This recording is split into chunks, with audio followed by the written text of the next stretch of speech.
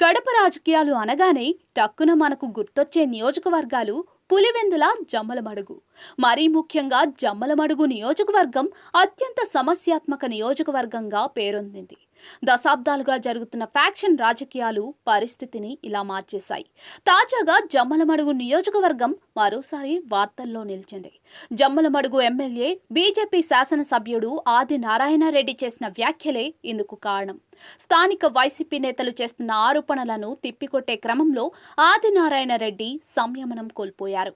తనను ఏమైనా అంటే చెప్పుతో కొడతా అంటూ ఆవేశానికి లోనయ్యారు. అసలు విషయానికొస్తే జమ్మలమడుగు అసెంబ్లీ నియోజకవర్గం నుంచి బీజేపీ తరఫున పోటీ చేసి ఆదినారాయణ రెడ్డి గెలుపొందారు. అయితే ఎన్నికల్లో గెలిచి ఇన్ని రోజులైనా కూడా టీడీపీ కూటమి ప్రభుత్వం హామీలను అమలు చేయడం లేదని స్థానిక వైసీపీ నేతలు ఆరోపిస్తూ ఉన్నారు. అబద్ధపు హామీలతో అధికారంలోకి వచ్చారని, సూపర్ 6 కోసం 5 ఏళ్ల పాటు ఎదురు చూడాల్సిందేనంటూ వైసీపీ ఎమ్మెల్సీ రామసుబ్బారెడ్డి విమర్శలు చేస్తూ ఉన్నారు. ఈ క్రమంలోనే ఆదినారాయణ రెడ్డి పైన విమర్శలు చేశారు. ఆదినారాయణ రెడ్డి, రామసుబ్బారెడ్డి కుటుంబాల మధ్య ఏళ్లుగా వైరం నడుస్తూ ఉంది. తాజాగా విమర్శలు సైతం శృతి మించడంతో ఆదినారాయణ రెడ్డి రియాక్ట్ అయ్యారు. తన గురించి ఇష్టానుసారం మాట్లాడితే చెప్పుతో కొడతా, మూతి పగులుతుందంటూ వార్నింగ్ ఇచ్చారు.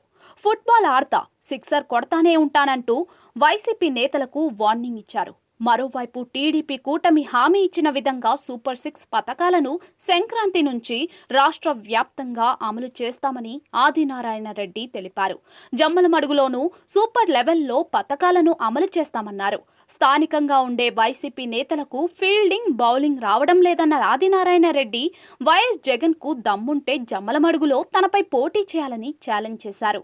ఇష్టానుసారం మాట్లాడితే ఊరుకునేదే లేదని స్థానిక వైసీపీ నేతలు రామసుబ్బారెడ్డి, సుధీర్ రెడ్డిలను హెచ్చరించారు. ప్రభుత్వ స్థలాలను వైసీపీ నేతలు కబ్జా చేశారని, దొంగ రిజిస్ట్రేషన్లు చేయించుకున్నారన్న ఆదినారాయణ రెడ్డి అవన్నీ బయటకు తీస్తామన్నారు. వచ్చే సంక్రాంతి నాటికి రాజోలి జలాశయ నిర్మాణం, గండికోట ముంపు పరిహారం, టిడ్కో ఇళ్ల పంపిణీ చేసేలా చర్యలు తీసుకుంటున్నట్లుగా ఆదినారాయణ రెడ్డి తెలిపారు. 750 మెగావాట్లు సెంకీ పర్మిషన్ ఇచ్చే తలపొచ్చి పట్టణం దగ్గర దాన్ని కట్టుకోలేకపోయినారు. ఇప్పుడు స్టార్ట్ చేపిస్తున్నాం. సెంట్రల్, స్టేట్, జెన్కో కలిసి భూములు ఇచ్చినా కూడా ఆ రోజు ఇచ్చిన 250 మెగావాట్లు తప్ప 750 మెగావాట్లు కట్టని దరిద్రం. ఒక్క రోడ్డు సెట్ చేయలే. రాజోలి అడిగినాం, రాజోలి ఫుల్ బడ్జెట్లో పెడుతున్నాం. గండికోట మురుగ 500 కోట్లు ఇవ్వాల. ఫుల్ బడ్జెట్లో ప్లేట్స్ కోసం చీఫ్ మినిస్టర్ గారితో, కన్సర్న్ పర్యావరణ కేసు ఆర్థిక మంత్రితో మాట్లాడడం జరిగింది. సిగ్గులే మాట్లాడడానికి. 60 నెలలు 1800 రోజులు నిద్రపోయినారు. ఎక్కువ ఇప్పించని చెప్పినారు. 2 లక్షల రూపాయలు ఇచ్చే బాధ్యత నాది. రాజాలకు 12 లక్షల రూపాయలు స్టార్ట్ చేస్తానే. ఎప్పుడు ఫౌండేషన్ వేసాడు జగన్ రెడ్డి, ఎప్పుడు ఏర్చాడు, ఇప్పుడు దాన్ని స్టార్ట్ చేస్తాను.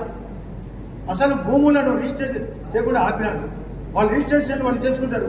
ఆపినాడు. ఇదంతా మాకు కావాలని ఆపినాడు. ఏమన్నా రిజిస్ట్రేషన్లకు అడగండి. ధరలు ఇచ్చారా? చేయరు. గండికోటలో ఎక్స్ట్రా ఇస్తామన్నారు, ఇచ్చారా? ఇప్పుడు అన్నీ చేసే బాధ్యత ఉంది. గండికోట ఉత్సవాలు నడిపినాం. సోలార్ జేఎస్డబ్ల్యూ ఫ్యాక్టరీ ఆపినాడు. ఇప్పుడు జేఎస్డబ్ల్యూ ఫ్యాక్టరీ రిస్టార్ట్ చేస్తున్నాం.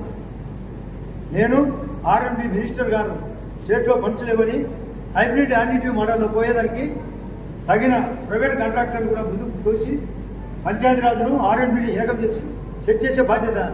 బ్యాట్ లేదు కాదు, అడ్డం నరికేది ఉంది. అమ్మతోడు అడ్డం నరికినట్టు చేస్తాం పనులు. సూపర్ 6 సూపర్ లెవెల్లో తయారైతుంది. ఈ ముఖానికి ఏమి చెయ్యవు. ఏదో ఒకటి విమర్శ. నీకే తెలుస్తుంది ప్రజలకు ఏమైంది పరిస్థితి అని. ఆరోగ్యం పెంచుతాం, విద్య పెంచుతాం, ప్లస్ రోడ్ టు ట్రాన్స్పోర్ట్ పెంచుతాం, కమ్యూనికేషన్ పెడతాం, ఇండస్ట్రీ పెరుగుతుంది, ఇరిగేషన్ పెరుగుతుంది.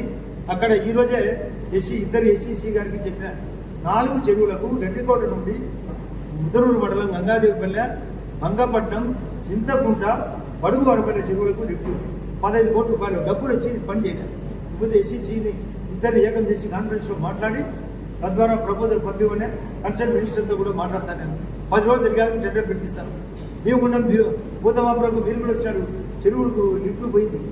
కలెక్టర్ గారు మా ఉదాహరణ నాడు వచ్చి మీటింగ్ పెట్టుకొని ఆ లిఫ్ట్కి 57 లక్షలు అయితే 60 లక్షలకు మంజూరు చేయమని చెప్పినా ఓకే అన్నాడు కలెక్టర్ గారు. ఏం చేసేది మాకు తెచ్చు.